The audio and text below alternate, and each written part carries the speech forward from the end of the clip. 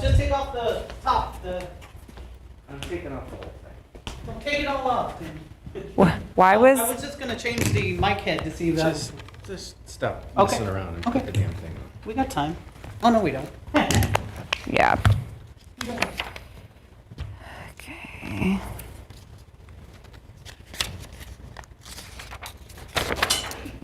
How about that? You hear me now? Check, check, check, check, check. 1, 2, 1, 2. Mic check, mic check. 1, 2, 1. Check, check, check. Guest one, guest one. All right, there we go.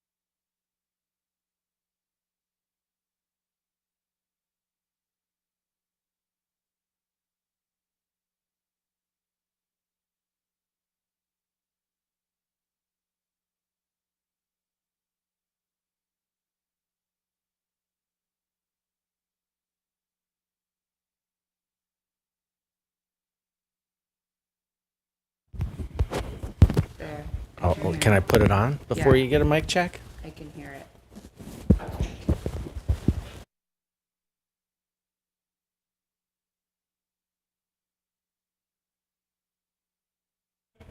Hello, hello. Yeah. Mm-hmm.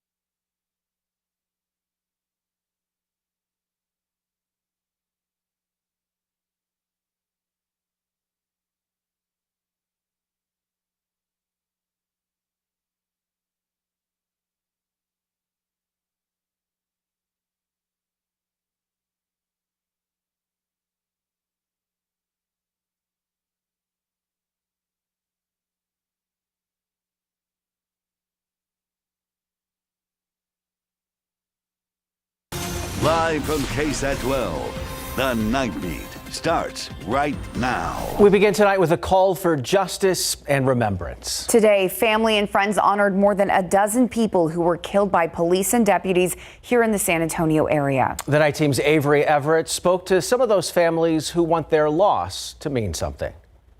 You never know what road they were going to go down because they were all taken away from us. 17 faces. It's an unbearing pain. And 17 names. We lost Marquise Jones in 2014. But family and friends say it's not so easy to count the memories and stories of these 17 people who were killed by police and deputy shootings. Stop looking at them as criminals or whatever the case may be that you want. These were human beings. These were people's family members. These were people who were loved. That love living on through the memories of their families. Always making jokes, hilarious, like just over the top hilarious. Even with a stain on the stories of their deaths. He was shot 12 times from behind. On the eve of a national coalition's anti-police brutality day, and the day after the heavenly birthday of Andre A.J. Hernandez, the 13-year-old boy who was shot by SAPD police in 2022. Families say they're living with the reality of not having their loved ones. Remember him as a human being that put others first before him. Some of these shootings, like that of Melissa Perez, who was experiencing a mental health crisis when she was shot and killed just months ago, ended with fired officers and more funding for mental health response. The most recent of these fatal police shootings was just 1 month ago. Last weekend, SAPD released the dash and body camera footage of that night, justifying the fatal shooting of Jesus Hernandez because he was holding a machete that could, quote, seriously injure or kill a civilian or officer. These displays show only a handful of people, and families hope these situations can be prevented in the future. This is what we're going to do and keep putting their names out there to where people don't forget who they were. And they hope the memories of their loved ones are never lost. SAPD say they treat all of these shooting investigations separately. And when it comes to these cases where an SAPD officer shoots a suspect, they then send the case to the DA for review. We reached out to SAPD for comment on today's event, and we have yet to hear back. Avery Everett, KSAT 12 News. Thank you, Avery. A man is dead, another in the hospital after a crash near East South Cross Boulevard this afternoon. San Antonio police say it happened when a speeding driver crossed over double yellow lines and hit an oncoming truck head on. That driver is believed to be in his 20s and was pronounced dead at the scene. Meanwhile, that truck driver was taken to the hospital and is still recovering. A suspected intoxicated driver was taken into custody after a car crashed into a South Side home overnight. This happened just after 1 this morning in the 1100 block of Hollyberry Lane over on the city's south side. San Antonio police say the 43-year-old suspect crashed his car into the home. No one was in the room where he crashed. That suspect, though, treated at the scene and arrested for suspicion of being DWI. In a community still recovering from the tragic shooting at Robb Elementary, the memory of Lexi Rubio lives on with a 5K run in her honor. Lexi's legacy run is in its second year, taking place this weekend on what would have been her 12th birthday. An in-person run was held this morning at 9 in Uvalde, but participants are still able to join the 5K online. Proceeds from the run will go towards Lives Robbed, a nonprofit started by those affected by the tragedy, including the Rubio family. Some days I run and it feels good, but some days I run and I'm sad that day. Even on the difficult days I push myself, but today it wasn't a difficult day because I was surrounded by so much love. Lexi was one of the 19 fourth grade students who died alongside their 2 teachers in May of last year. And it was a little warm across south central Texas earlier today. Thankfully, we did have some high clouds, though, at least trying to help a little bit. But it was the second day of record heat that we have seen here in San Antonio. In fact, we officially climbed up to 93 earlier this afternoon, and that does beat out the old existing record of 92 that was set back in 1979. Now, not quite as hot as we head into the back back half of the weekend and even into next week, but we do have some changes that move in starting with overnight tonight. We're going to see the humidity build. That could lead to some areas of patchy fog by sunrise tomorrow. Not just Gulf moisture, though. We're expecting some Pacific moisture to arrive in the coming days. That looks to spark up some hit or miss rain chances as early as Monday, plus some mild temperatures. We'll get you all the details and time it out coming up in just a few. All right, thank you so much, Mia. Well, virus season is off to a strong start, and the KSAT community team is welcoming people to roll up their sleeves to get their flu vaccine. With some help from Bexar County and University Health, hundreds of people that wanted vaccines were able to get them at the drive-through clinic this morning at the Dub Ferris Athletic Complex on the northeast side. University Health pharmacists say this was one big part of a citywide effort to keep the community healthy. We just want to make an impact on the community, and anybody who wants to get their flu vaccine, we want to make sure that they stay healthy and that they're able to come by and get that for free. If you missed today's drive-through clinic, don't worry, there's one more left on Saturday, November 4th at Gustafson Stadium on the west side. You can register online at KSAT.com or there in person.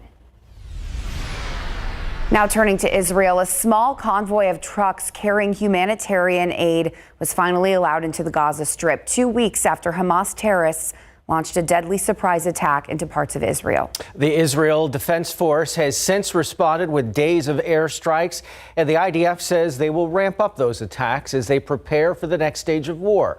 Meanwhile, 2 Americans on their way home after being held by Hamas as hostages. ABC's Morgan Norwood reports Hamas still holding an estimated 210 hostages. Israel announcing on Saturday that it is stepping up airstrikes into Gaza as it prepares for an expected ground invasion, which Israel says is the next step in its attempt to wipe out Hamas after the October 7th terror attack.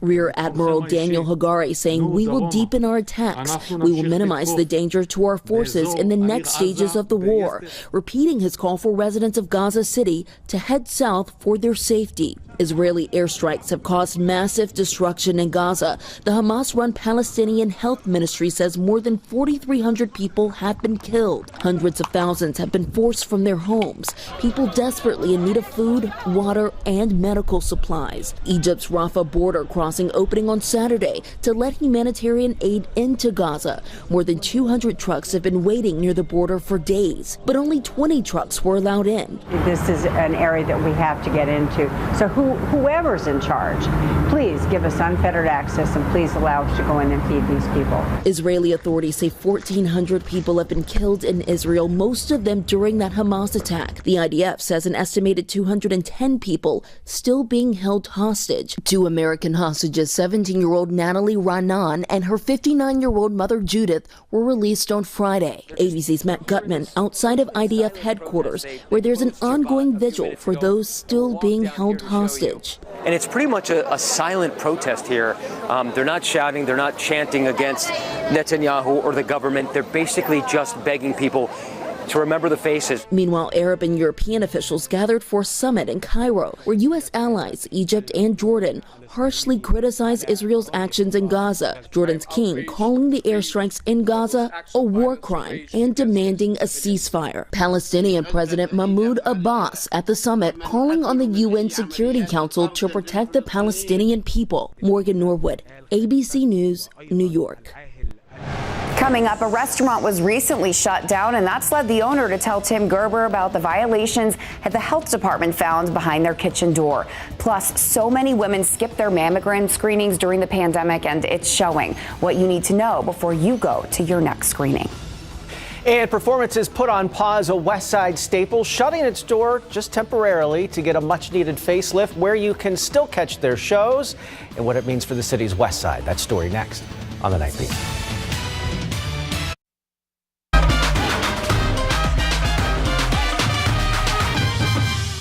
Drawing During the 60s, the altares became something very powerful for the Chicano community. Many of our Chicanos were being killed in Vietnam. For example, in just Edgewood School District alone, over 55 were killed in Vietnam. And that's not even including the rest of the west side or the south side or the rest of the southwest. And so the altares in the homes became a very powerful, very personal. My two older brothers went to Vietnam, and my cousin didn't come back.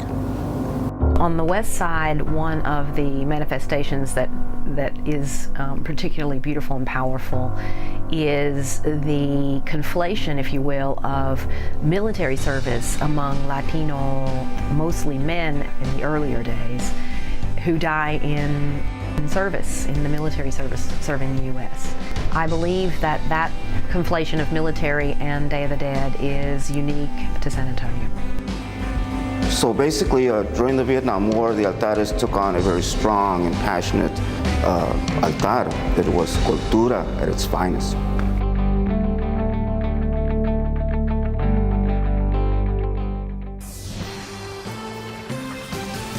Tejano's San Antonio-based stories exclusively performed at a West Side theater will be put on pause for overdue renovations. The iconic Guadalupe Cultural Arts Center is expected to be revamped into a destination performance theater. The night team's Camelia Juarez tells us where performances will be held during construction and what this means for the city's West Side. The blue Art Deco exterior sitting in the city's cultural arts district. Our theater, the Guadalupe Theater, it's a treasure. It's our jewel on the west side. The Guadalupe Culture and Arts Theater is known for hosting Cine Festival, the largest Latino film festival in the country, and performances highlighting Tejano culture. We've interviewed people in our community about their stories and about their struggles in order to educate our students and our audiences about the stories that are not told in our history books. Built in the 1940s, the theater will be temporarily closed for the next 2 years as it undergoes a total overhaul. The stage, the backstage, the seating, the plumbing, movie projectors, building acoustics will all be modernized. We are now at the point that we have vintage equipment. So part of the reason the theater is closing is because it's becoming a liability for a lot of people. You can see this watch your step sign. This is what you're watching out for. The floor is sinking. So we're not lying when we say that, though it's being held together with duct tape. Repairs are set to cost close to $6 million, paid for in part by tax dollars and an anonymous foundation donor. We deserve the best facilities, just like there are facilities with the best amenities in other parts of town. We deserve to have those in the west side of San Antonio. Performances will continue through partnerships with other local theaters. The theater is set to reopen in late 2025. But it's very exciting that it is going to get a much needed facelift. Camelia Juarez, KSAT 12 News.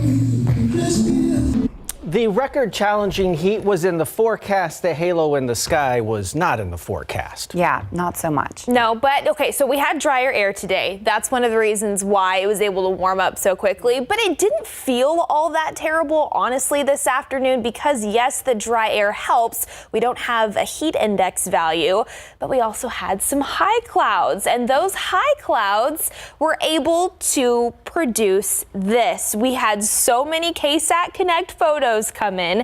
This is a 22-degree halo. A lot of folks also asking what exactly is happening here. So a 22-degree halo forms when we do have a deck of high clouds present. Those high clouds, they're made up of ice crystals that actually refract the sunlight twice, bending it by about 22 degrees and creating this halo effect around the sun. Absolutely beautiful. Thank you all so much for sending in those KSAT Connect photos. If you want to go check them out, ksat.com/connect or on your KSAT Weather Authority app. All right, we mentioned the dry air. It's not going to last that much longer. In fact, we're already starting to see southeast winds pump in more of that Gulf moisture due